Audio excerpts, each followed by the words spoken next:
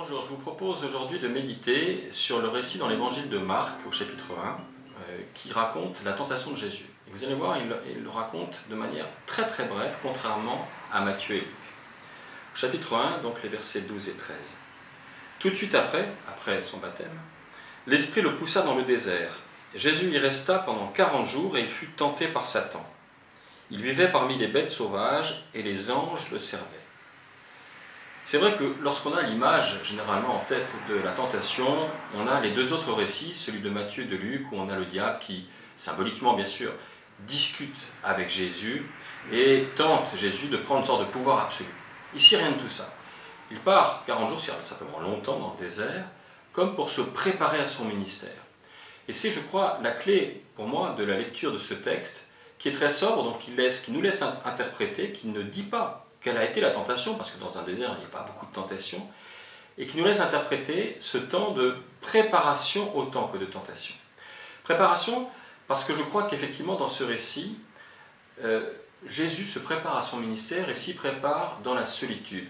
Et ça, je crois que c'est un premier enseignement, peut-être psychologique même, on ne peut pas apprendre pour l'autre, on doit apprendre pour soi, donc dans une forme de solitude, mais aussi sur un témoignage de foi, c'est-à-dire sur une manière de concevoir la foi comme très intime. La foi de Jésus n'est jamais exubérante.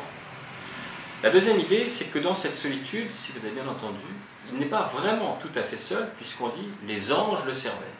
Les anges, c'est-à-dire les messagers, les figures un peu littéraires, symboliques de la présence de Dieu dans l'intimité de Jésus. C'est-à-dire que même quand il est seul, il n'est pas réellement totalement seul. Même lorsque nous sommes seuls, nous ne sommes pas réellement totalement seuls. La troisième idée, c'est que ce temps est long. 40, ça veut dire simplement longtemps. Pourquoi? Bien sûr, on peut comparer aux 40 ans dans le désert de l'Exode, de la sortie d'Égypte. Mais aussi parce que, au fond, si Jésus se prépare, c'est que la religion n'est pas acquise comme cela. Ce n'est pas une baguette magique. On n'est pas dans une image de la religion magique qui réglerait tous les problèmes que l'on peut avoir, et on en a tous. Et puis la quatrième idée, c'est que quand même au fond, oui, il existe une tentation dans le désert, qui sera d'ailleurs la tentation qu'a vécu plutôt d'ailleurs le peuple hébreu lorsqu'il est sorti d'Égypte. Cette tentation, c'est de sortir du désert, c'est d'en ressortir le plus vite possible. Et le peuple va vouloir revenir en Égypte, souvenez-vous, dans le livre des Nombres, chapitre 11.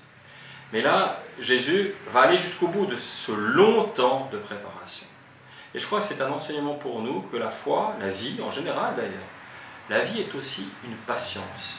Donc l'image de la foi dont il est question ici, c'est une foi intime, c'est une foi sobre, c'est une foi patiente.